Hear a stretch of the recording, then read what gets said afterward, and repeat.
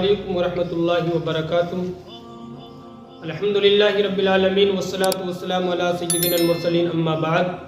अऊज़ु बिल्लाहि मिनश शैतानिर रजीम बिस्मिल्लाहिर रहमानिर रहीम। या अय्युहल्लज़ीना आमनू इज़ा क़ुमतुम इलस्सलाति फ़ग़सिलू वुजूहकुम व अयदियकुम इलल मराफ़िक़ि वम्सहू बिरुऊसिकुम व अर्जुलकुम इलल कअबैन।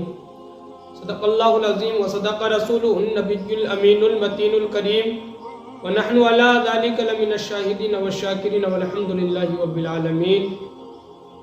फरमान मुस्तफ़ा सल्लल्लाहु तआला अलैहि व आलिहि वसल्लम, मन सल्ला अलैहि वाहिदतन वजबत लहू शफ़ाअती, जिसने मुझ पर एक मरतबा दुरूद पाक पढ़ा उस पर मेरी शफ़ाअत वाजिब है। सल्लु अलल हबीब सल्लल्लाहु तआला अलैहि व आलिहि वसल्लम। प्यारे प्यारे नाज़रीन, मैं उम्मीद करता हूँ तमाम आशिक़ान रसूल खैर व आफ़ियत से होंगे। मैं आपका दोस्त महबूब आलम आफाकी मुजद्दिदी नक्शबंदी।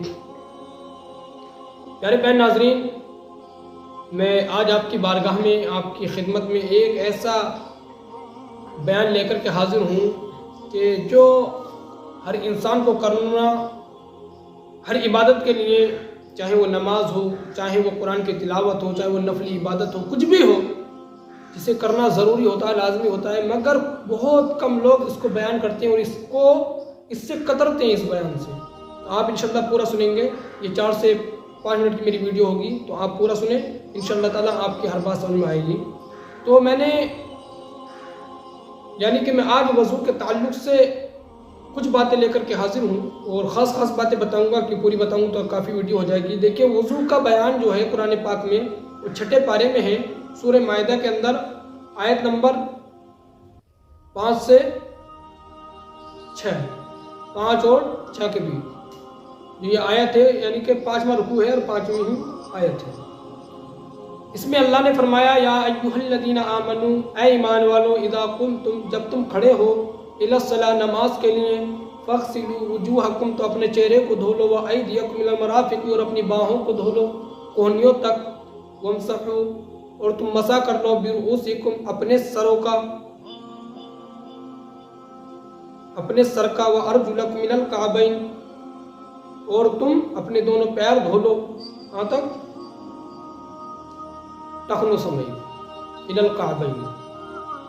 तो प्यारे प्यारे नाज़रीन, इंसान को अल्लाह ने जो हुक्म दिया वो किन चीज़ों का दिया कि इंसान अपने चेहरे को धो ले, अपनी बाहों को धो ले कोहनियों समेत, अपने सर का मसा कर ले और अपने पैरों को धो लो कहाँ तक, टखनों तक।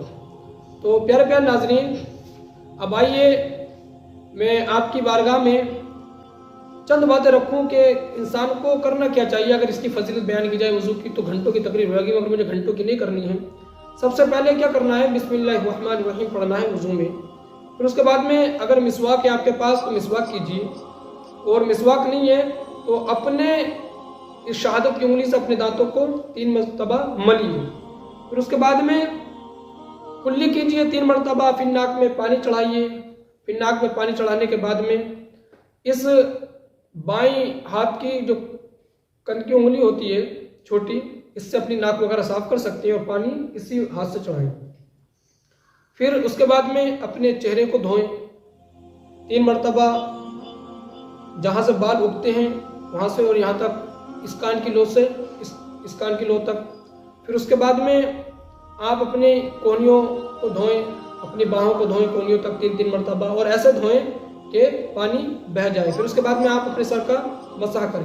तो मैं आज आपको अपनी वीडियो में बताऊं कि सर का मसाह किस तरह से करना चाहिए, कि अगर हम यहाँ इस तरह से कर लेंगे तब भी हमारे सर का मसाह हो जाएगा, मगर करना किस तरह से है, देखिए ये जो 3 उंगलियां हैं इन्हें यूँ मिला लें, आपको दिख रही होंगी वीडियो में, ये 3 उंगलियां मिला लें और फिर इसे यूँ कीजिए और यहाँ से लेकर यहाँ तक लेकर जाइए, फिर इसे वापस लाइए, लिए। अब ये 2 उंगली बची, इसको कान में घुमाइए इस तरह से अंदर की तरफ से। अब ये अंगूठा बचा, इस अंगूठे को यूँ लेकर जाइए आगे पीछे। अब ये करा इधर से होकर, अब ये इधर से, ये असल मसा है। अगर आप इस तरह से मसा करेंगे तो इसकी बहुत बड़ी फजीलत आई हैं। साइंस ने भी लिखा है, यानी कि साइंसदान लोगों ने जो इस पर तहकीक की है कि जो इस तरह से मसा करता है कभी भी उसे कैंसर नहीं होगा, कभी भी वो पागल नहीं हो सकता। इंशाअल्लाह ताला कभी मैं इसकी फजीलत बयान करूँगा। तो फिर उसके बाद में मसा करने के बाद में अपने पैरों को धोएं टखनों तक। फिर अब धोने का मतलब क्या है? धोने का मतलब ये है कि जिस चीज़ को धोएं उसके हर हिस्से पर पानी बह जाए। ये नहीं कि सिर्फ इस तरह से कर लिया, नहीं, बल्कि हर हिस्से पे जिसका धोना फर्ज है उसके हर हिस्से पर पानी बहाना भी फर्ज है। अगर कुछ हिस्सा भीग गया और कुछ नहीं भीगा, कुछ खुश्क हो रहा और कुछ तर रहा, तब भी हमारा वुजू नहीं होगा, हमें पूरे को तर करना पड़ेगा। तो प्यारे प्यारे नाज़रीन, आइए अब किन चीज़ों से वुजू टूटता है। तो देखिए, ये बातें ज़रूरी होती हैं कि इंसान थोड़ी थोड़ी मालूमात होती नहीं है और फिर कह देते हैं वुजू टूट गया। नहीं, वुजू नहीं टूटा। तो किन चीज़ों से वुजू टूटता है, ये छोटे से मसला और सुन करके जाएं। पाखाना या पेशाब करना, पाखाना या पेशाब के रास्ते से किसी चीज़ का निकलना, पाखाने के रास्ते से हवा का निकलना, जिसे रिह बोलते हैं कि रिया खारिज हो गई। बदन के किसी मकाम से खून या पीप निकलकर ऐसी जगह बहना कि जिसका वुजू या गुस्ल में धोना फर्ज है। खाना, पानी या सफरा की मुंह भर कहीं आना, यानी कि छोटी सी अगर उल्टी, जिसको बोलते हैं पलटी उल्टी, थोड़ी सी आई है तो वुजू नहीं टूटेगा। मुंह भर आई है, पूरा मुंह भर के आई है, तो फिर हमारा वुजू टूट जाएगा। इसी तरह सो जाना कि जिस्म के जोड़े ढीले पड़ जाएं, कि बिल्कुल हमारा जिस्म काम करना छोड़ दे, ये हाथ यूं और यूं और सब इस तरह से सो जाना कि हमें बेहोशी का आलम छा जाए, कुछ पता न रहे, तो वुजू हमारा टूट जाएगा। बेहोश होना, जुनून होना, गशी होना, किसी चीज़ का इतना नशा होना कि चलने में पाँव लड़खड़ाएं, रुकू और सजदा वाली नमाज में इतनी ज़ोर से हंसना कि आसपास वाले सुने। यानी कि कुछ लोग ऐसे होते हैं कि किसी बिना पर अगर नमाज में हंसी आ जाती है, तो अगर पास इतनी ज़ोर से हंस गए कि पास वाले लोगों ने सुन लिया या वो सुन सकते थे, तो हमारा वुजू टूट जाएगा। अब हमें नमाज हमारी टूट गई, अब वहाँ से हम हटे, वुजू करें और फिर हम अपनी दोबारा नमाज शुरू करें। दुखती आँख से आंसू बहना, किसी की आँख दुखती होती है तो अगर उससे जो पानी निकलता है वो क्या होता है? नापाक होता है, और उससे ख्याल रखना चाहिए कि उससे कपड़ा भी हमारा नापाक हो जाएगा, और अगर उससे पानी निकल रहा है तो हमारा वुजू टूट जाएगा और फिर हमारी नमाज बेकार हो जाएगी। तो इस बात का हमें ख्याल रखना ज़रूरी है। इन तमाम बातों से वुजू टूट जाता है। तो अगर आपके ये मसला कुछ आप कन्फ्यूज़ हो, इस मसले को लेकर के आपकी समझ में ना आया हो, तो आप मुझे कमेंट के जरिए बता दें। इंशाअल्लाह ताला मैं 1 या 2 मिनट की वीडियो के साथ आपको बताने की कोशिश करूंगा। मैं उम्मीद करता हूं कि आप इस मसले को सुन करके समझ गए होंगे। तो अगर आप हमारे चैनल दीन की समझ एम ए पर पहली मरतबा तशरीफ़ लाए हैं तो आप हमारे चैनल को सब्सक्राइब कर लें। अस्सलाम वालेकुम व रहमतुल्लाह।